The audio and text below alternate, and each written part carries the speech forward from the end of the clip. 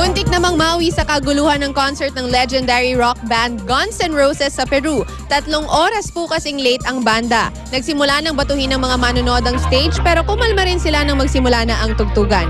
Kinanta nila ang bagong single na Chinese Democracy pati ang hit songs na Sweet Child of Mine at Knockin' on Heaven's Door. Problema lagi ang pagiging late ng grupo sa kanilang Latin American tour. 3 oras ding naghintay ang fans nila sa Chile at Brazil at mahigit 4 na oras namang nagabang ang mga taga-Uruguay. Ang grand launch ng Party Pilipinas abangan mamaya sa unang chika. Balik tayo kay Jiggy. Salamat, Luan. Para sa latest ng daloy ng trapiko, naritong muli ang ating kapusong si Love Añuver. Love!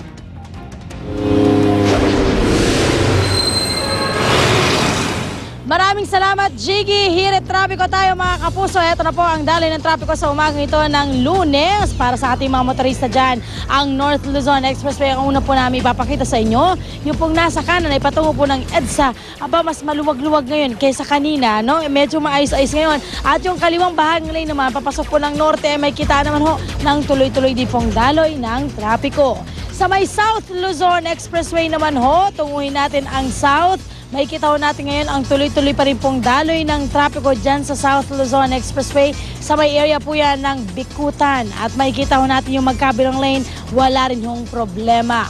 Sa may Pasig naman, Rosario po sa Manggahan. Mag-Rosario na ba ang ating mga motorista kung sila makakarating sa kanilang patutunguhan ng maaga? Naku, hindi na. Dahil may counterflow na pong nararanasan. Ibig sabihin, yung kaliwang bahaging lane, patungo po yan ng Ortigas Avenue ay napakabigat na. Hindi naman po masyadong apektado yung kanang bahagi patungo po ng Antipolo. Sa may EDSA, Kamuning Flyover, ito naman po ang daloy ng trapiko, may kitaan pa rin ho ni. Yung kaliwang bahagi, yan ho ay patungo ng norte, walang problema. Pero ang kanang bahaging lane, mistula na pong parking lot at parking area dahil sa mga sasakyan na halos hindi po gumagalaw mula flyover. Ibig sabihin po yan, dun sa may uluhang bahagi, sa may EDSA Cubao, ay talaga namang hindi na po talaga makalusot ang ating mga motorista sa may service road at syempre sa may mga papailalim dyan sa may Aurora Underpass. Ang kaliwang bahaging lane naman po ng EDSA Cubao, may kitaan din po ng pagbigat na rin ng daloy ng trapiko. Medyo naging maluwag lang ang pag-akyat nila ng flyover. Ang EDSA Guadalupe, isunod ho natin, nagkakaroon na rin ho ng pagdagsa ng mga motorista, pero mukhang mas nakangiti ang ating mga motorista dyan dahil mas tuloy-tuloy po ang daloy ng trapiko ng mga patungo ng Makati area. Ang Mindiola naman sa Maynila, may kitaan ho natin, may pila na po yung ating mga motoristang patungo ng Quiapo at patungo ng Divisoria po yung mga nakaharap na sasakyan.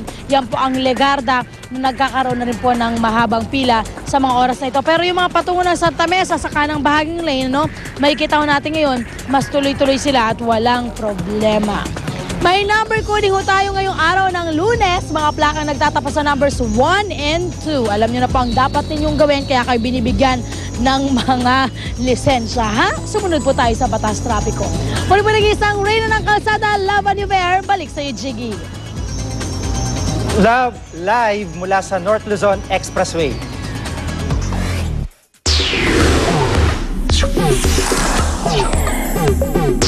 Tuloy-tuloy pa rin po ang pakikibahagi ng ating mga manonood sa pagbabalita sa pamamagitan ng pagpapadala ng mga video at litrato sa U-Scoop tulad ng sunog sa Cavite City. Dahil masakip ang daan at dikit-dikit ang mga bahay, nahirapan umano makapasok ang mga rumiresponding bumbero. Ang videong yan ay nakunan ni Delmark Lomat.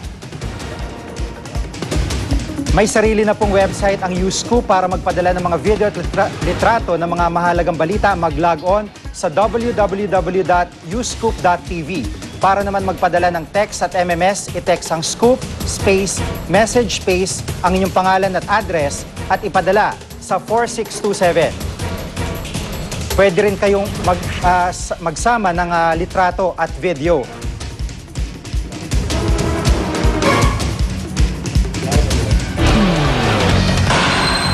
At ang hirit namin mamaya, 2 television station sa Thailand, pinasabugan ng granada.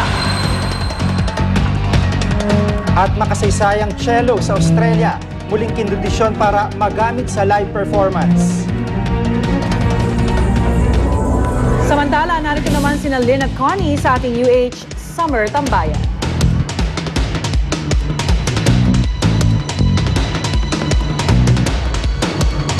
Alrighty, sa mga... Ba talaga? Hi. Naglalakad ka? Eh, may tinignan lang ako doon eh. Ganon.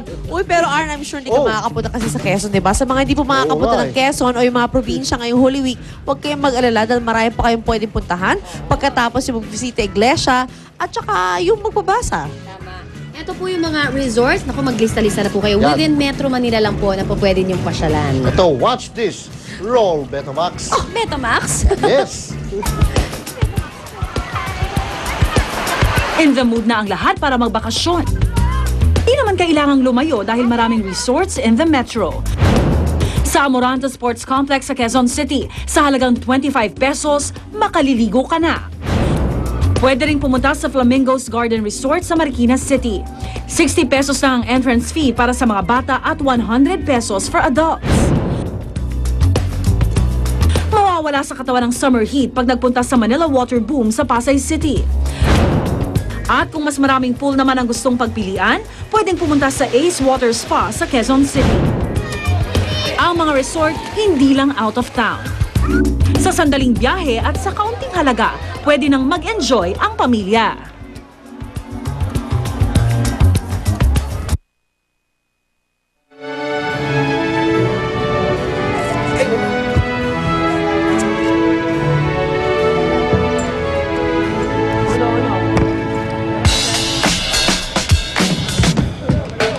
At dahil naasahan daragsaang mga pasaherong mabiyahe po sa probinsya para sa mga biyahero, ang ating UH serbisyong totoo ngayong Lunes Santo. Tara! Let's pass the mic. Yes! At kung ano po yung mga yan, ihahatid sa atin ni Susan Enriquez mula sa Araneta Center Bus Terminal, dyan po naman sa Quezon City. Good morning ulit sa'yo, Susan! Good morning, Connie. Ngayon ito sa Araneta Center Bus Terminal. Kasama ko na po ngayon si Police Senior Superintendent Victor Arevalo para magbigay ho sa atin ng tips dahil sabi nga po natin kanina, magbibigay tayo ng mga safety measures, mga security tips para maging ligtas at mapayapa ang paglalakbay ng ating mga pasahero na pauwi sa mga probinsya. At dahil nga pagka ganito umuwi, marami silang mga dalang mga bagahe. So masyado silang kumbaga malapit doon sa mga ganong klase ng mga tao na nagsasamantala naman kapag ganitong mga pagkakataon. So sir, good morning. Magandang umaga po. Magandang umaga, Susan. Okay. Sir, pagka ho ganitong dagsa yung mga pasahero, usually, ano po ba yung mga common na mga modus na ginagawa ng mga kababayan natin walang magawang matino sa buhay? Sa mga ganito, this is a public transportation area. Meron dito na nare-report na nawawalan ng mga gamit. Siguro nadudukutan or naiiwan yung kanilang bagahe. So, ang pinaka dapat hong tandaan dito ay alerto tayo lagi. Unang-una po yun.